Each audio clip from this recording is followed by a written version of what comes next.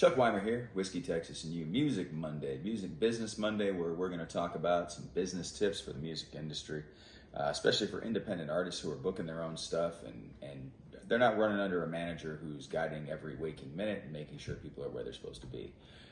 We talked about it on Whiskey Wednesday last week. One of the things that is very important is that you keep your calendar with you.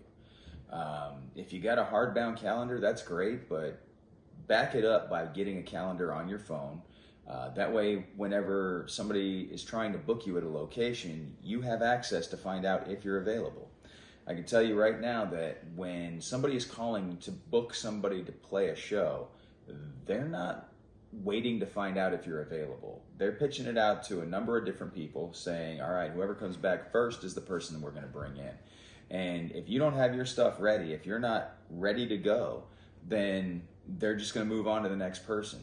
And then, of course, if you double book, then that's even worse, because now you have to cancel one of the two venues, or 3 or 5 or 50 or however many venues you booked all on the same day. You got to cancel those other ones and go to the one that you're going to prioritize.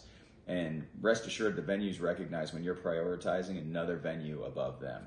So keep that in mind. Make sure that you show up to where you're supposed to be. Don't cancel at the last minute. If you say you're going to be somewhere, then plan everything around. After making that plan, everything else gets planned around that. Don't just toss something away and say, well, I don't need it. Because again, the venue recognizes when you don't need it, when you don't feel like it's as important to you as it is to them. And they got other things going on too than sitting there trying to figure out how to book you and keep you in business, because they're a business too.